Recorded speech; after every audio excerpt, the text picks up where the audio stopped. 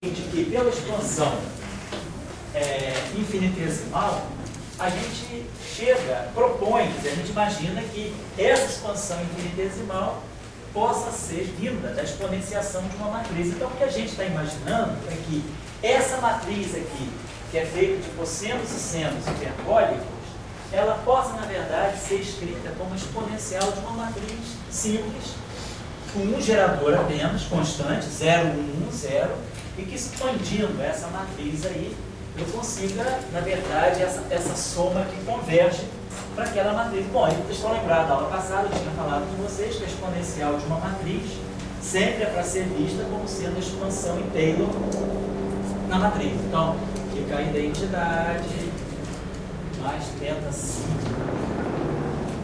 ao quadrado, mais θ5, perdão, mais θ5 ao quadrado, a θ2, sigma 2,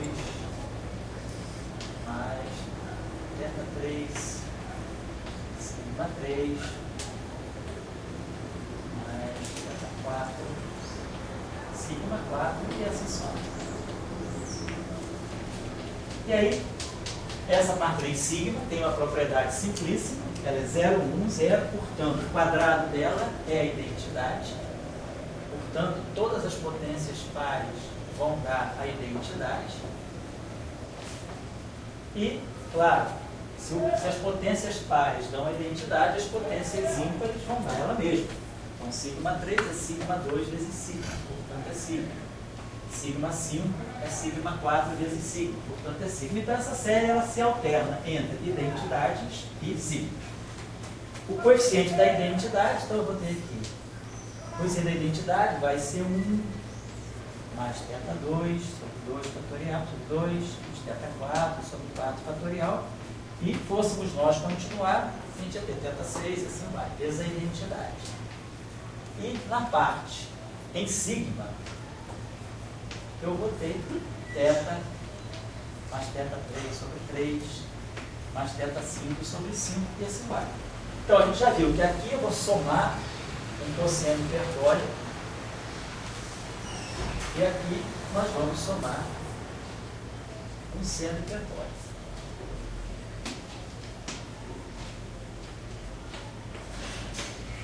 Então, tá lá. Cosseno hiperbólico na diagonal, por causa da identidade, e o seno hiperbólico que multiplica 0, 1, 0. Então, essa matriz aqui, realmente, ela é igual à exponencial de θ vezes a matriz 5. Então, a gente pode colocar uma transformação de Lorentz em duas dimensões, no espaço Minkowski bidimensional, também sob a forma da exponencial de uma matriz. Da outra vez, quando nós estudamos o grupo SO2, nós vimos que aqui que aparecia era um I. Ficava I, θ, né? Se vocês se lembrarem, que dá o cosseno e o seno. Aí a série precisa ser alternada. Então, vocês lembram que quando a gente fez, no caso do espaço bidimensional, né, euclidiano, quando a gente fez tinha aquela matriz cosseno de θ, seno de θ, menos seno de θ, cosseno de θ, a gente expandiu, né, a primeira ordem e via que a gente tinha isso aqui, cosseno, seno, então tinha a identidade, e tinha aqui mais θ, 0, 1, menos 1, 0. Essa matriz aqui, o quadrado dela é menos a identidade. A quarta potência é a identidade. Então, formava uma série alternada de cosseno e seno. E aí a gente botou essa matriz dessa forma. Tipo, era θ vezes uma matriz sigma. Só que essa matriz sigma, ao invés de ter quadrado igual a identidade, ela tinha quadrado igual a menos a identidade. Ela funcionava como se fosse o número I. Porque o quadrado dela é menos a identidade, mas ficava essa matriz também. Só que o gerador, no caso do SO2, é uma matriz antissimétrica. E o gerador, no caso da matriz do grupo SO1,1, é uma matriz simétrica, 0, 1, 1, 0. Então, a propriedade do gerador está muito ligada à propriedade do grupo também. Bom, Agora, vamos chegar a outra coisa aqui. Isso aqui é uma coisa que é muito importante. Que é o conceito de, já vamos ver, a importância da métrica no espaço. Eu não sei se vocês têm isso aí muito claro da aula do Enem, para que a gente fazer agora. Quando nós temos um espaço onde há uma métrica não trivial, essa métrica, ela categoriza dois tipos de vetores.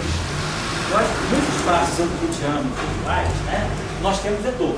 Vetor é um vetor, é um objeto que tem uma propriedade sobre transformação, uma propriedade de transformação sobre rotações muito clara. É o que define o vetor para nós. Já temos um vetor em um certo espaço euclidiano, é um objeto cujos componentes se transformam através de uma matriz n por n ortogonal com determinante 1, uma matriz pertencente a S ou N. Isso eu estou num espaço de n dimensões. 2 dimensões, 3, não importa. Matriz ortogonal, n por n ortogonal com determinante 1. Isso caracteriza um vetor. Vamos pensar, vamos voltar de novo, no caso da álgebra linear, vamos voltar de novo para a questão da métrica. Vamos supor que eu tenho um espaço, só voltar de novo a um espaço vetorial com uma métrica não trivial, ou seja, eu não vou trabalhar com uma base ortonormal, vou trabalhar com uma base de vetores genéricos. Então nós vimos hoje que se nós estamos trabalhando no espaço, nós temos uma base de vetores que não é necessariamente ortonormal, a gente precisa introduzir uma matriz métrica. Essa matriz métrica, ela vai contabilizar os produtos escalares não triviais entre os vetores de base.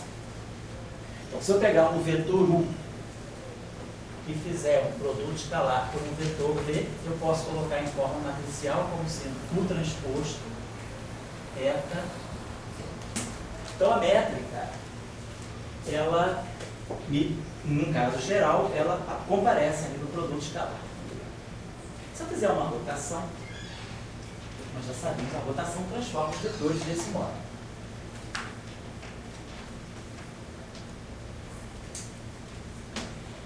Então, se eu fizer o produto escalar entre os vetores rotacionados, transformados, isso aqui é o linha transposto eta DI, que é a receita para eu calcular o produto escalar. E aí, esse produto escalar vai se transformar desse modo. O transposto, R transposto, eta, R, V.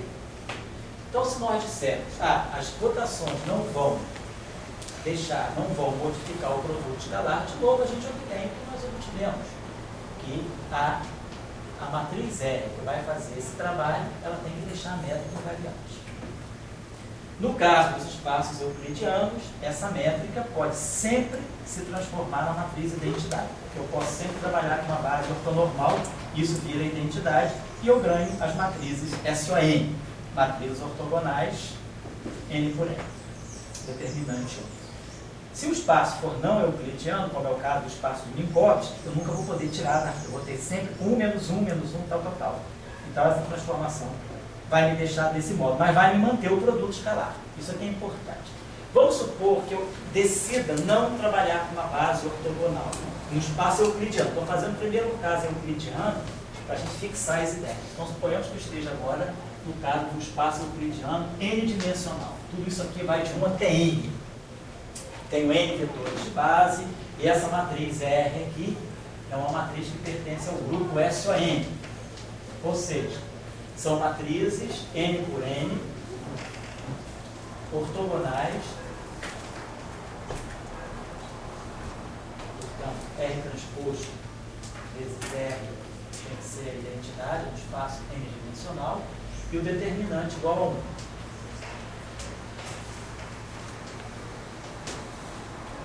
Falando disso aqui. Mas vamos observar isso aqui, a seguinte coisa. Se eu pegar, então eu sei que o vetor se transforma desse modo. O linha é igual a RU. Vamos pegar isso desse modo. O linha I vai ser R e J.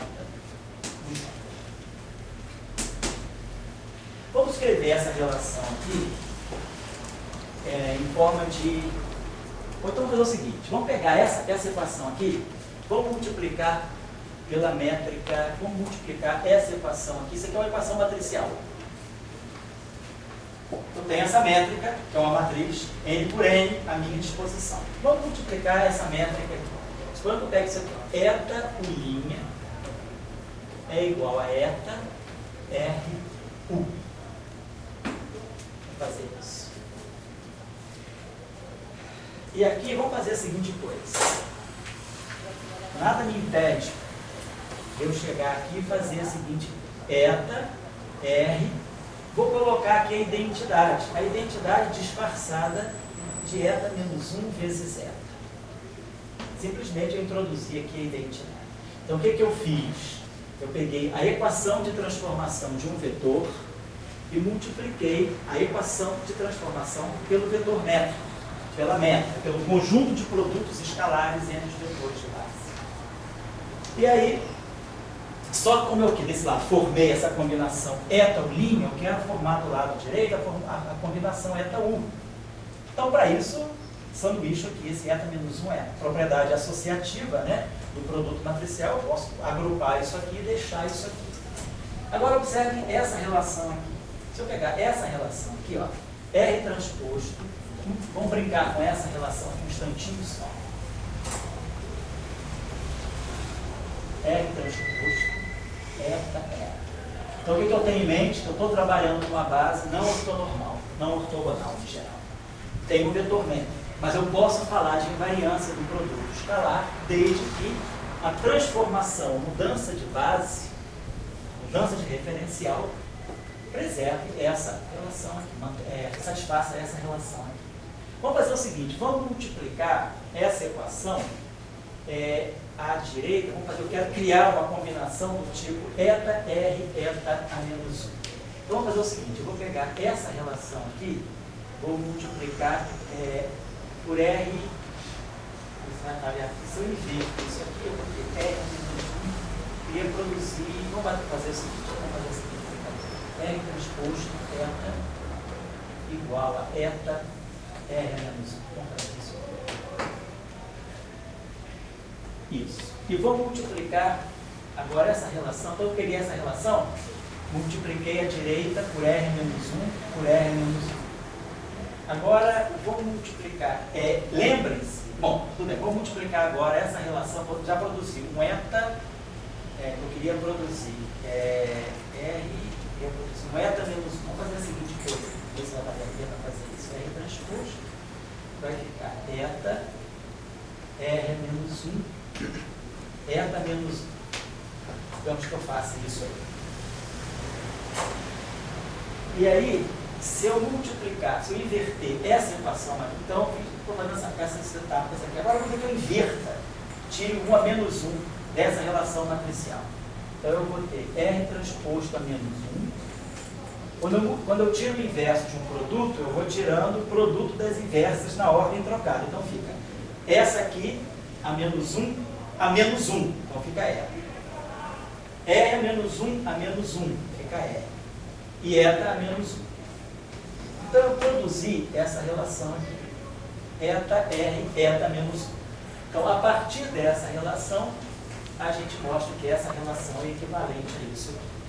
Então, nessa relação aqui, agora eu vou fazer isso. Eu vou usar a associatividade, vou juntar essas três e deixar essas duas aqui. Então, R, eta menos 1 é R transposto a menos 1. Bom, R transposto a menos 1, nós sabemos, é a mesma coisa que R menos 1 transposto. Fantástico. E aqui eta 1.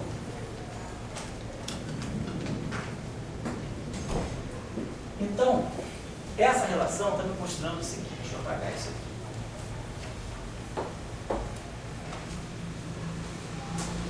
Que se eu pegar o meu vetor do espaço, multiplicar, se eu pegar então qualquer vetor do espaço, multiplicar dele pela métrica, eu tiro a lei de transformação dele sob rotação. Então, vou fazer o seguinte, vou definir, a partir, eu tenho um vetor U.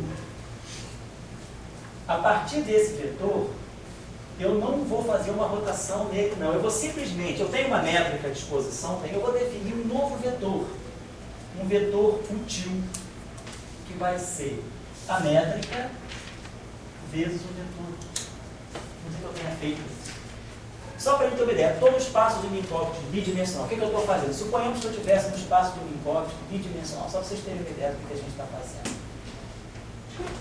Suponhamos que eu tenho um vetor U. Um vetor, vamos dizer, um vetor U.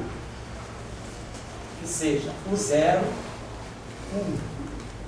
Então, ele tem uma coordenada C vezes o tempo e uma coordenada espacial.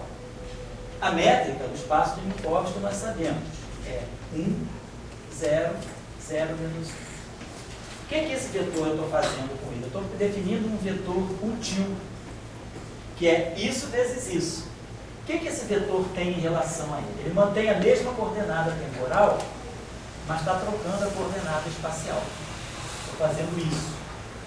Então, quando eu multiplico um vetor pela métrica, eu estou, na verdade, mantendo as mesmas componentes do vetor, mas mudando elas entre elas. Eu não criei nada novo, eu estou simplesmente reescrevendo o mesmo vetor. Quer dizer, no espaço do Minkowski, isso significaria o seguinte: se o meu vetor tem coordenada o 0, o 1, se é esse vetor aqui, se é o meu vetor U é esse aqui, o meu vetor útil, ele vai ter a mesma coordenada temporal, mas vai ter a coordenada espacial invertida. Então, eu estou passando desse vetor para esse vetor. Então, trabalhar com um vetor útil é a mesma coisa, eu tenho as mesmas informações que eu tenho no vetor U, só que mudando o sinal da parte espacial, mas eu não perdi informação nem ganhei informação sobre o vetor. Então eu criei esse vetor, mas o que é peculiar é que a rotação, se eu rodar esse vetor aqui, U, ele vai ser rodado por essa matriz R. Mas se eu pegar o vetor útil, olha aqui, o vetor útil, isso aqui é o meu vetor útil que eu defini. Então, o meu vetor útil rotacionado, ele não vai rotacionar com a mesma matriz R. Ele vai rotacionar com a matriz R invertida e transposta, vezes útil. Então, eu criei um novo vetor a partir desse, que também roda. Quando esse vetor roda, esse também roda, mas a matriz que roda esse vetor é diferente da matriz que roda esse vetor. Esse vetor não é um outro vetor qualquer, ele é esse vetor aqui multiplicado pela métrica. Então, ao multiplicar o vetor pela métrica, quando eu tenho uma métrica não trivial, eu crio um outro vetor, mas que vê a rotação diferente. Só para vocês terem uma ideia, se eu tiver um espaço euclidiano, onde eu posso sempre tomar a métrica igual a identidade, se por acaso eu estiver trabalhando com uma base ortonormal, tudo é identidade, ó, o tio é igual ao U. A métrica não vai fazer diferença. E no espaço onde eu tenho essa métrica identidade, a matriz R é uma matriz ortogonal. Portanto, R menos 1 é R transposto. R transposto é R. Então, essa equação é sinônima dessa. Nada mais é do que isso, que R transposto é R. Então, fica o Li igual a R, o Li igual a R, porque o tio é o próprio U. A métrica euclidiana, ela não consegue fazer isso. Mas no espaço onde eu tenho uma métrica não trivial, eu posso, a partir de um vetor, criar um vetor que é uma réplica dele. Uma réplica no sentido de que contém as mesmas componentes, só que em outra forma. Troco o sinal de alguns, nesse caso eu troquei o sinal da parte espacial. Esse vetor aqui não deixa de ser uma réplica desse. Só que no espaço desses vetores aqui, a mesma rotação que faz esse vetor rodar, é uma outra que vai fazer esse rodar. Vai ser representado de uma outra forma. Então, isso, quando a gente tem um espaço com uma métrica não trivial, isso é crucial na relatividade especial e na relatividade geral, é o que a gente vai criar duas categorias de vetores, os chamados vetores contravariantes e os chamados vetores covariantes.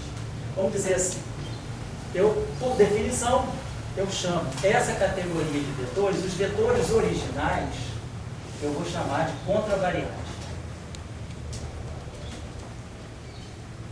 E os vetores que vêm pela incorporação na métrica, eu defino uma nova categoria de vetores, que é a métrica vezes os vetores, eu vou chamar dessa categoria de vetores covariantes. Isso é uma questão de nomenclatura.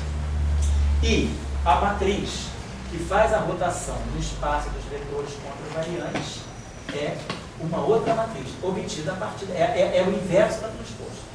E a álgebra linear, quem conhece um pouquinho a álgebra linear, já ouviu falar, quando eu tenho um espaço vetorial, eu tenho o espaço dual. Tem um espaço vetorial. O que é o espaço dual? É o espaço de todos os funcionais lineares associados a um certo espaço. Então, quando eu estou no espaço dos funcionais lineares, é o espaço dual. Nesse espaço dual, a rotação que no espaço dos vetores é feita por uma matriz R, no espaço dual, no espaço dos funcionais, é feita pela matriz R menos 1 transposta. Então, isso aqui está dentro daquilo que em álgebra linear nós chamamos um espaço, que é o espaço vetorial dual, e um espaço dual. Então, é como se, havendo uma métrica não trivial, eu crio uma réplica, eu faço dizer, um decápio do meu espaço. Eu tenho um outro espaço, mas que guarda as mesmas informações, só que com os vetores de forma diferente. Mas a informação de cada vetor não é perdida. Eu trago esse arquivo para cá e ele está aqui. É como se eu simplesmente renomeasse o arquivo, chamasse, sei lá, esse arquivo aqui Minkowski 1, esse arquivo aqui vai ser Minkowski 2. Mas o conteúdo desse arquivo é o mesmo conteúdo desse arquivo. Então, quando eu tenho a métrica, ela atua, posso pegar a métrica e atuar em todos os vetores do espaço e criar um backup desse espaço, que é o espaço dos vetores covariantes. Só que as rotações desses dois espaços não são representadas pela mesma matriz, mas a partir dessa, no vetor do espaço dual, quem faz a rotação é um transposto menos 1. Enquanto que no espaço original, quem faz a rotação é a própria matriz R. Então, nós temos essa questão do espaço Minkowski. O espaço Minkowski tem uma métrica não trivial. Então, a partir de um vetor CTX, eu posso sempre passar por um vetor chamado X2. Esse aqui é o meu vetor X. Isso não é uma rotação, tá? Entendam bem, não é uma rotação. É uma transformação. Estou falando de backup do meu espaço. Isso que eu estou fazendo. Estou guardando a informação. E a rotação que em X é feita pela matriz R, no espaço X2, ela é feita pela matriz R a menos 1 transposta. Então, isso nos leva a uma convenção que nós vamos adotar e que é universal. Para não ficar escrevendo vetor e vetor dual, botar til, ou a gente adota que vai trabalhar com tudo til, ficar enchendo o caderno da gente til, ou a gente introduz uma notação de índice que vai fazer já essa distinção para nós. O que nós vamos fazer vai ser o seguinte: os chamados vetores contravariantes, nós vamos grafar com um índice em cima, xmi. Então, xmi significa o índice x0 é a coordenada ct e o índice x1 é a coordenada x. Então, quando eu escrever esse vetor xmi, na verdade, eu estou querendo escrever esse vetor aqui, x é igual a ctx. Estou dizendo que a coordenada x0 é ct e a coordenada x1 é x. Agora, quando eu for introduzir o dual dele, eu vou fazer a seguinte coisa: eu vou multiplicar eta por x. Então, ao multiplicar eta por x, eu vou ter isso aqui, ó, ct menos x. E aí, o que eu estou fazendo? Multiplicando essa métrica que está trocando esse sinal. O que eu vou fazer a seguinte notação. Eu vou dizer que os vetores covariantes, eles têm os índices embaixo. Então, sempre que o índice estiver embaixo, eu estou falando de um vetor covariante. Estou falando de um vetor que tem x0 embaixo é igual a ct. Mas o x1 embaixo é menos x. Ao passo que aqui é isso aqui, o x1 em cima é x, o x1 embaixo é menos x. Então, em vez de trabalhar com um vetor, eu poderia fazer isso, botar simplesmente x til i e manter tudo embaixo. Eu não vou distinguir o que é covariante, o que é contravariante, mexendo no índice, mas botando til. A alternativa que nós adotamos, e que os livros adotam em geral, é distinguir duas categorias de índices. Índices em cima significam vetores contravariantes, que são as coordenadas mesmo, e os índices embaixo significa que eu já multipliquei pela meta. Isso aqui significa o seguinte: quando eu escrever essa relação aqui, vamos dizer, esse x embaixo, em termos de matrizes, o que eu estou fazendo é isso aqui. Estou pegando a matriz eta mini e multiplicando por x livre. Vê se isso aqui não é exatamente o que eu fiz lá. 1, 0, 0, menos 1. E esse cara com o índice em cima é CTX. Então, essa operação aqui, de transformar um vetor da forma contravariante para a forma covariante, é multiplicar pela métrica. Mas significa, em termos matriciais, que eu estou fazendo isso. Então, isso aqui me dá exatamente CT menos X. Isso é uma convenção que nós vamos adotar. Não estou demonstrando nada. Estou justificando a escolha que nós estamos fazendo. Então, essa operação aqui, nós chamamos de operação de abaixamento de índice. Eu estou transformando um vetor na forma contravariante para o vetor na forma covariante. Não mudei a física. Estou apenas reescrevendo o mesmo vetor em um outro espaço. Mas é o mesmo vetor. Num outro espaço mesmo. Quer dizer, de Minkowski sempre, mas só que eu multipliquei. Eu estou transformando, trabalhando com esse vetor. Na próxima aula vamos ver que as transformações de Lorentz não mudam quando eu faço isso. Só queria chamar a atenção aqui também para uma coisa, que seria o seguinte: essa matriz eta, que é a métrica, ela é naturalmente definida desse modo aqui. 1, 0, 0, menos 1. A matriz inversa dela, se eu inverter essa matriz, é claro que eu ganho ela mesmo.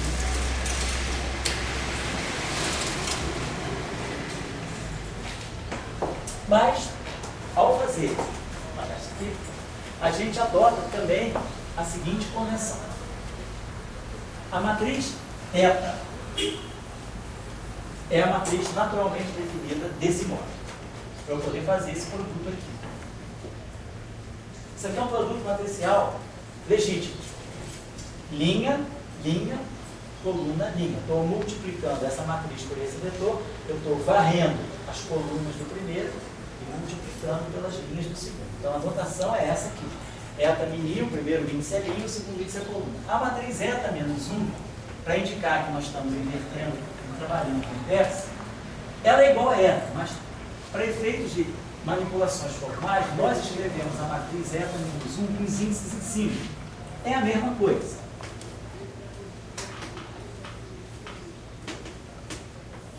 Então, colocar os índices em cima significa que eu estou trabalhando com o inverso da matriz eta. Mas, em termos práticos, ó, o eta 0, 0 em cima é igual ao eta 0, 0 embaixo, que é mais 1. O eta 0i em cima é igual ao eta 0i embaixo, que é 0. O eta i0 em cima é igual ao eta i0 embaixo, que é 0.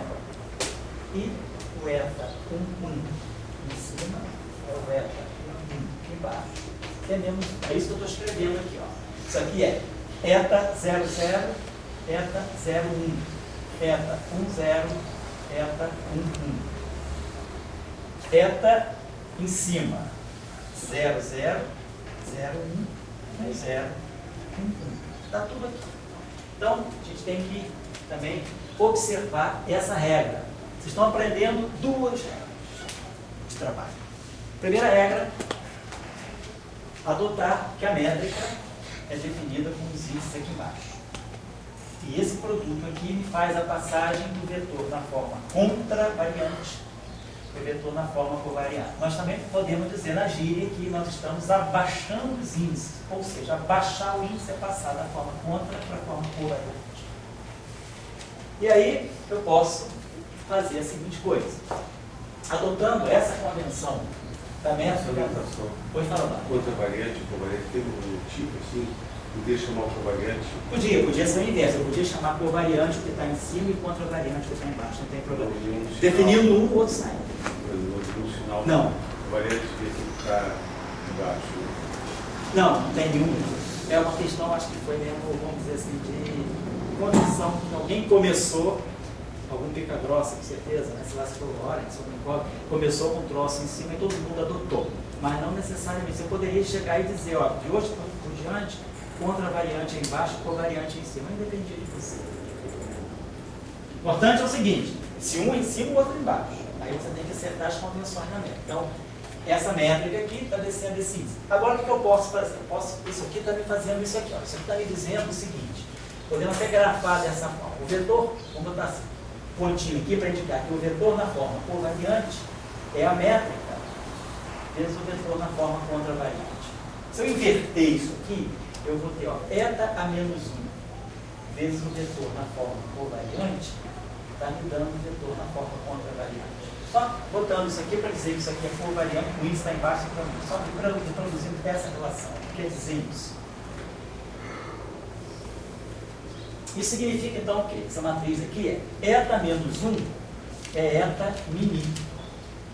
Isso aqui é x min, produto matricial. Isso aqui está me dando x min sim. Então, a regra é simples. O eta embaixo atuando no x em cima, o eta embaixo atuando em alguém contravariante e bota ele na forma covariante.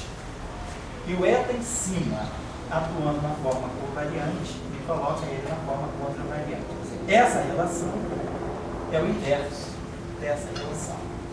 Então, essas duas relações definem para nós aquilo que nós chamamos as operações de abaixamento de contraponto, tá? Abaixamento e levantamento de índice do espaço uniforme. Isso é assim, às vezes não fica claro nos livros que é uma correção. E o cara fica meio perdido, o que ele está fazendo quando ele está abaixando e levantando o índice? O que você está fazendo quando você está abaixando e levantando o índice é passando um espaço percentual, é isso. E isso não é uma propriedade.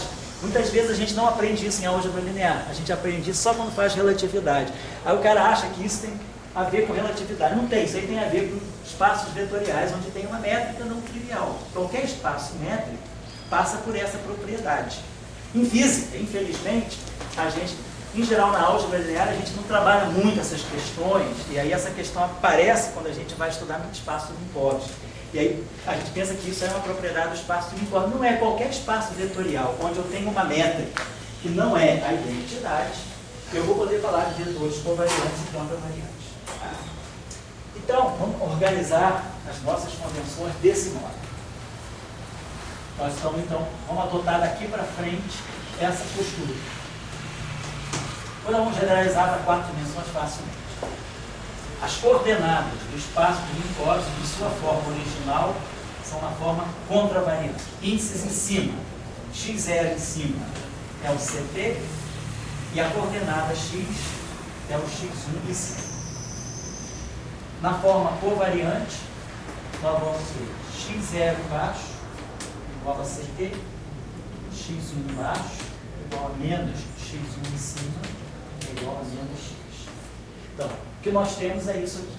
X min em cima é eta mini x min.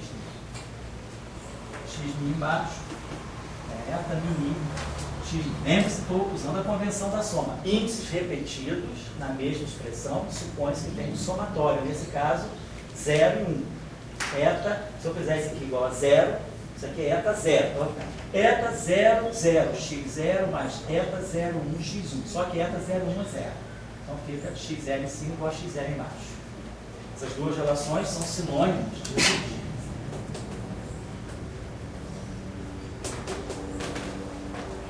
Quando eu desço o índice ou subo o índice na parte espacial, eu ganho um sinal menos.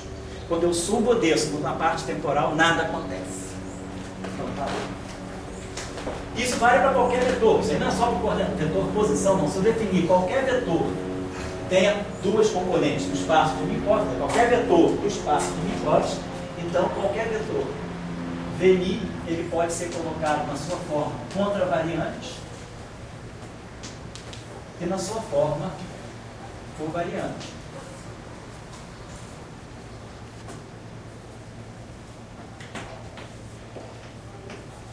V0 embaixo é V0 em cima e V1 embaixo é menos V1 em cima. E a relação de passagem entre eles é isso aqui, ó. Vmi é eta de mi. Vmi e Vmi é eta, mini, Vmi. Colocar os índices do eta em cima significa que eu estou colocando eta menos 1. E aí a gente pode ver o que é o produto escalar. O produto escalar, o que ele é? Ele não era V escalar, V. O que ele é? É V0 ao quadrado menos V1 ao quadrado. Isso? É o C2T2 menos DX2. Então eu posso escrever isso da seguinte maneira. Isso aqui, ó.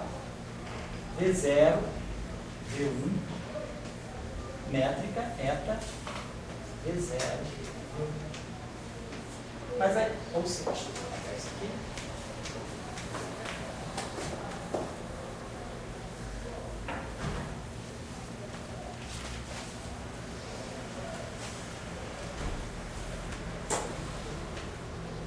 Então, tem isso aqui.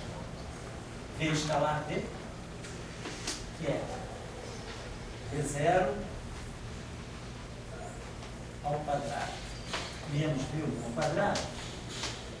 Estou escrevendo daquela forma. Essa forma aqui, olha, o que é isso aqui? Isso aqui, vê se vocês concordam comigo, isso aqui seria isso aqui, ó. Eta mini, Vmi, Vmi. Isso aqui é exatamente isso, ó. Se eu fizer, tem que falar de todas as possibilidades, ó. Eta 0, 0, V0, V0. Mais eta 0, 1, V0, V1. Mais, essa somatória aqui. Mais eta 1, 0, V1, V0. Mais eta, 1. Só que a métrica não tem elementos fora da diagonal. Isso aqui é 0. Isso aqui é 0. Isso aqui é 1. Isso aqui é menos 1. Então, isso aqui é exatamente isso. Quando eu realizo todos os somatórios, no fundo eu estou fazendo isso. Vmi, eta mini, Vmi. Isso está aqui, ó, é isso aqui, ó. É V transposto de forma matricial. Isso aqui nada mais é do que V transposto eta V, que é o famoso produto escalar da gente. E aí agora, se vocês quiserem, a gente pode dizer que isso aqui é o Vmi baixo. É a nossa convenção. Quando eu escrevi que V escalar V é Vmi, eta mini, Vmi, ó, sabemos que isso aqui é o Vmi baixo.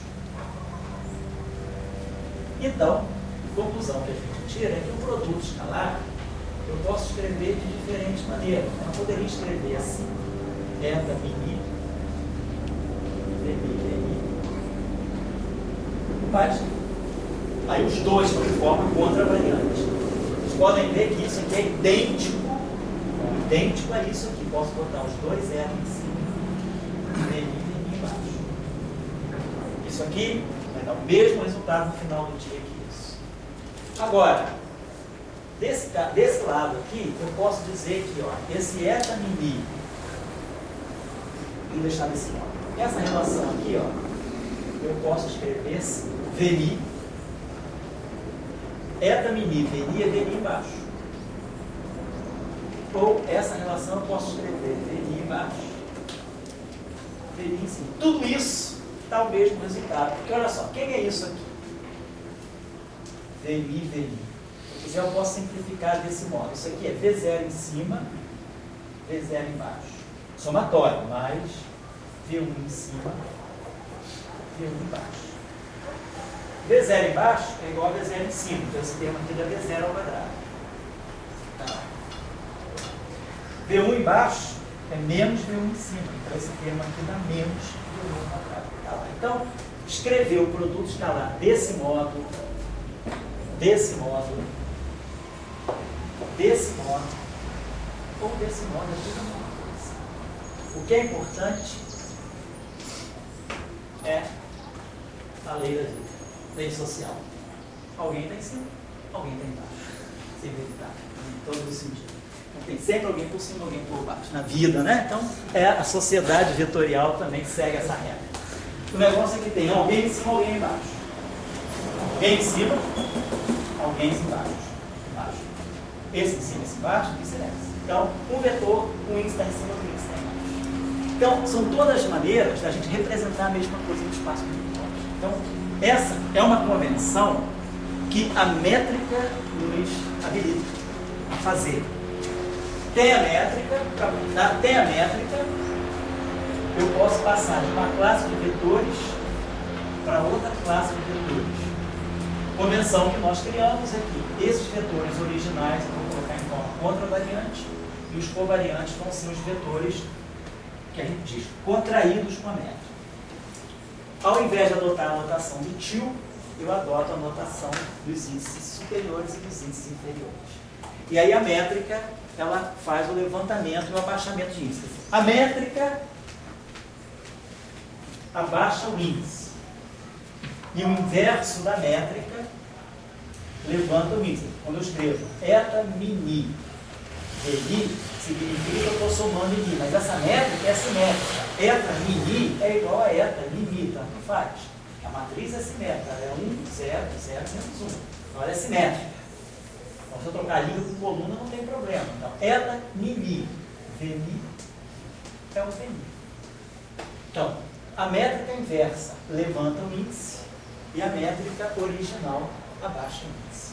Então, nós vamos aprender, é fundamental, importante, desenvolver essa desenvoltura, adquirir desenvoltura para trabalhar com isso, porque isso resolve, fica tudo muito fácil quando a gente faz relatividade, usando essa notação dos índices covariantes e dos índices covariantes. Já estou fechando? Agora já vou deixar alguma coisa encaminhada para vocês pensarem em casa a partir disso.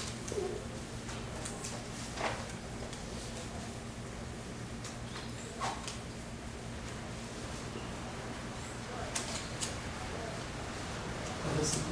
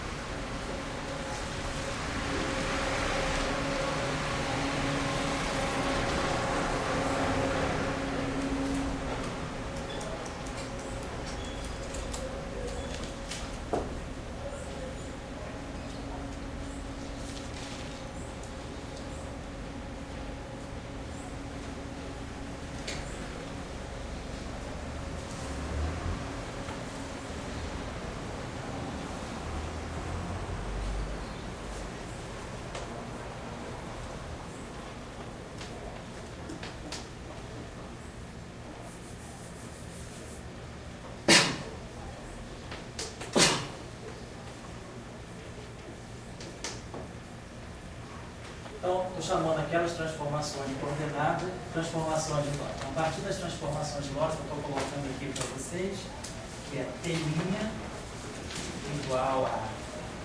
Eu vou explicar o que é isso. Gama T menos V sobre C2x.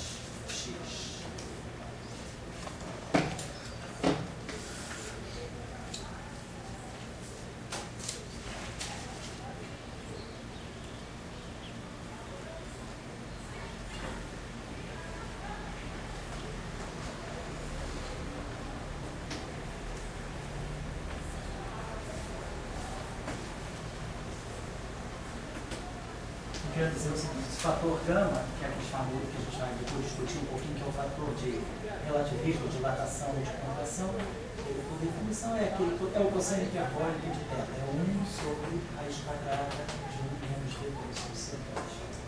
Isso aqui é o gama. Então a gente tem as transformações de Lorentz desse modo que vocês observam, gama 2 vezes 1 menos V2 sobre C2 vai. Então, nós temos, a partir dessas transformações de Lorentz, chegar às transformações de Lorentz para as derivadas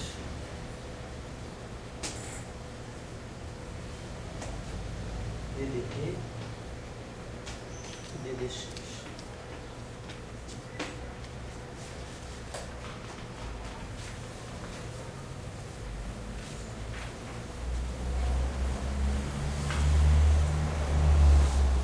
Então vocês vão ver como é que, quando eu mudo de observador, quando eu passo do referencial Tx para o referencial T', X', como é que os operadores vão mudar. Quer dizer, eu botei aqui, é como se eu tivesse seguinte, né? Vou ter uma matriz que vai ser d dt',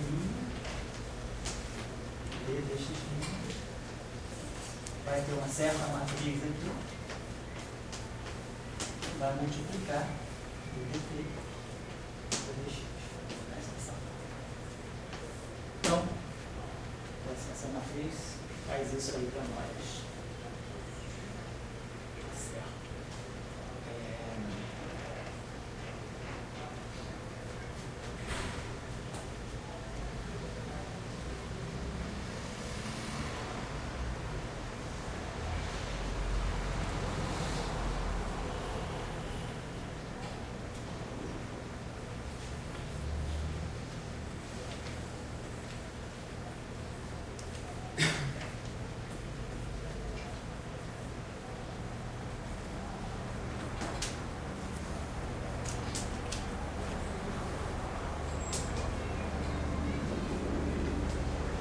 Também a partir dessas transformações, né, é identificar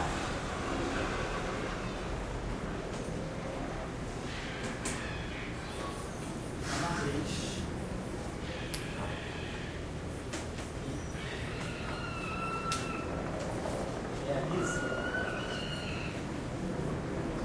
a transformação de Lorentz as matrizes.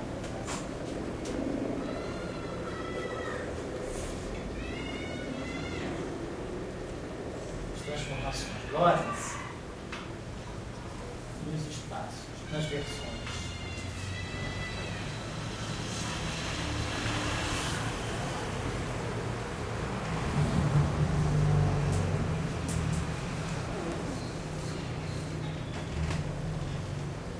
Eu quero dizer o seguinte: a partir dessas transformações, nós vamos ter que ter o seguinte: se nós escrevermos CTI esse vetor aqui é o vetor em forma contravariante. Então, nós vamos ter essa transformação de Lorentz, x', vamos chamar a transformação de Lorentz de lambda. Vai ser uma matriz lambda e x'. Então, linha, coluna, estou fazendo, então, o produto matricial. Essa matriz aqui, eu quero que vocês vejam essa matriz a partir daquelas transformações, ou seja, eu quero que vocês vejam quem é lambda 0, 0, lambda 0, 1, lambda 0, lambda 1. Depois,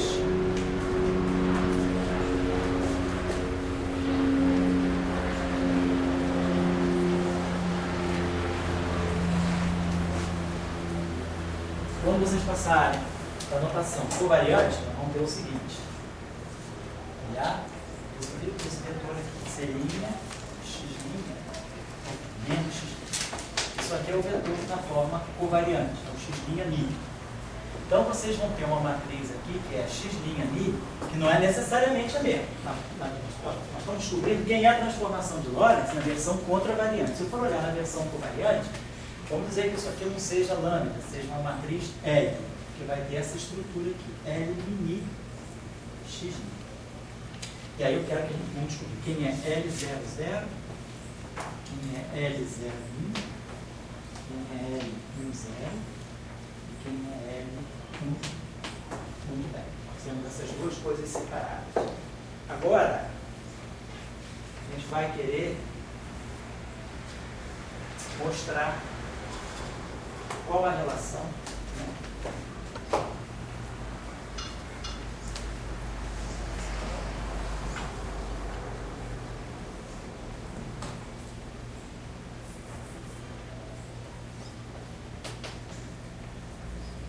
Vou dar para vocês um pouco, vocês adivinharem, então.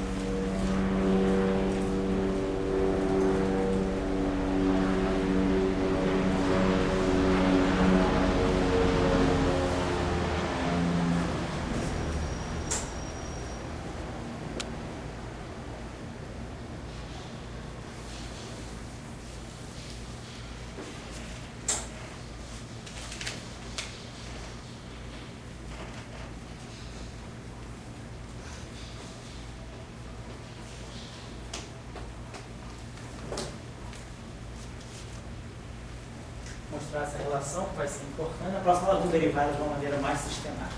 Quero que vocês mostrem através desse exercício, que é um caso concreto. Depois eu vou mostrar isso de uma maneira formal, mais geral. Quer dizer, que a matriz que faz a transformação de Lorentz no espaço dos vetores contravariantes está relacionada com a matriz que faz a transformação de Lorentz no espaço dos vetores covariantes desse modo. Mas é a mesma transformação de Lorentz. Eu quero que vocês observem que a transformação de Lorentz, ela independe de estar na forma contravariante ou covariante. Vai mudar essa matriz, mas o conteúdo da transformação de Lorentz que está num caso é o mesmo que está no outro. E a matriz que faz a relação, a equivalência, justamente está aqui. No fundo, a mesma transformação de Lorentz a menos de duas matrizes constantes. Então, é uma simples redefinição. Eu não estou fazendo nada de diferente do ponto de vista físico. Esse é um ponto. Então, primeiro fazer esse exercício. E só para terminar, eu vou deixar um outro exercício aqui, que é o seguinte.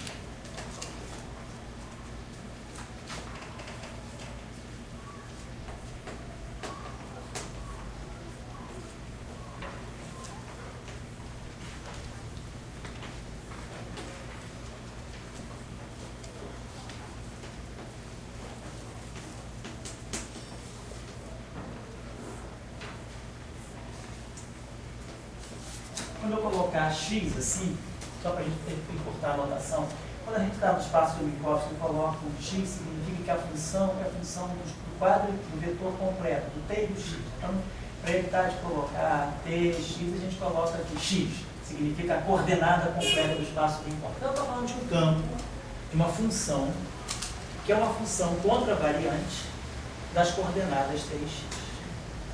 Então, supondo que eu tenha essa função.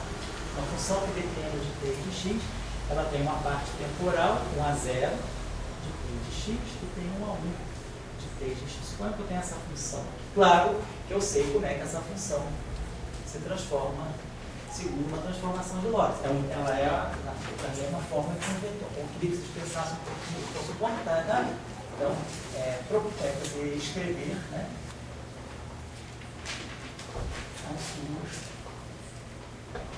As suas transformações de Lorentz com base nas transformações de Lorentz válidas para x.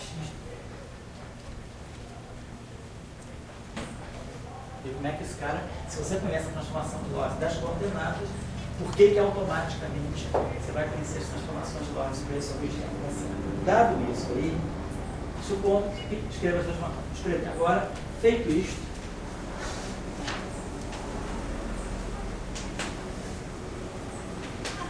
verificar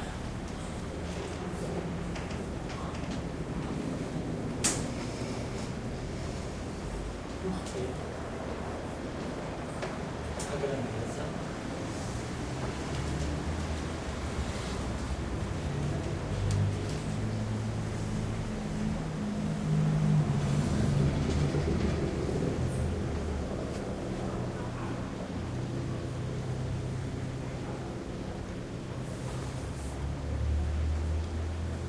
D que significa derrond de t. Quando ficar achando derrond de t.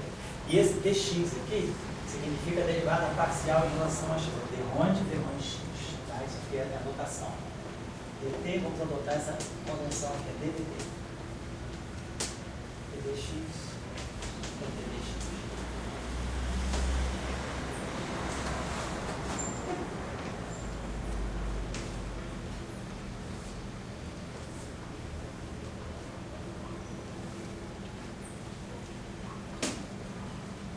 Invariante, não muda sobre transformações de Lorentz.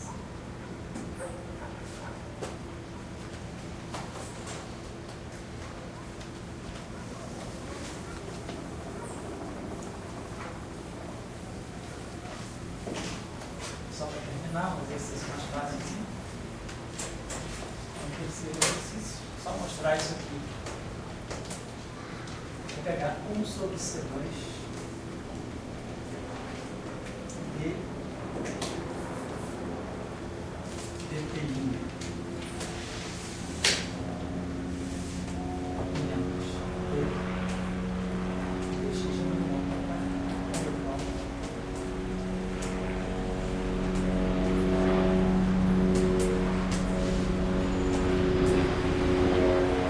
Ou seja, estou mostrando o seguinte: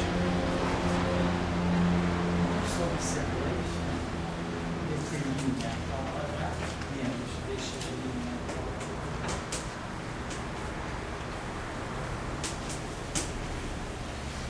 Aula que vem nós vamos trabalhar um pouquinho. Isso aí é o operador D'Alembertiano, é o operador da equação de onda. Por que isso aqui, dessa forma, é invariante no espaço de Minkowski? Sobre transformações de lá. Então, vocês tentem fazer esse exercício, que eles vão dar a vocês uma estrela de claro, não precisa resolver tudo, né? É para se enrolar mesmo um pouco, né? Não são óbvios para uma primeira abordagem, sobretudo o primeiro exercício, não é tão óbvio, mas é uma questão de aprender a reescrever um objeto em diferentes formas. Então vai ser importante para a gente, na aula que vem a gente vai retomar um pouco isso, e aí com isso aí a gente já vai estar praticamente caminhando para a formulação dos espaços de Minkowski num quadro dimensional, que é relatividade especial propriamente dita. Tá? Vamos estar trabalhando isso. E aí vamos começar a trabalhar realmente o aspecto da cinemática relativística. O que é importante da formulação de espaços de Minkowski é vocês entenderem um pouco essa questão das operações com os índices. É simples isso, mas é preciso se acostumar. A gente tem que, no início a gente se enrola, a gente acha que é um pouco arbitrário, mas eu dei para vocês as regras do jogo. Aonde é que estão as definições dele? O que é definição, o que é convenção, o que decora. A única convenção é a gente dizer, eu vou definir que esse cara é o contravariante. O resto sai tudo por consequência, tá bom? Então vamos deixar isso aí. Então semana que vem eu só peço a vocês essa desculpa aí para fazer aulas 9 da manhã, eu tenho que subir para Petrópolis à tarde, tá bom? E aí eu vou providenciar para vocês a lista, o link das atividades.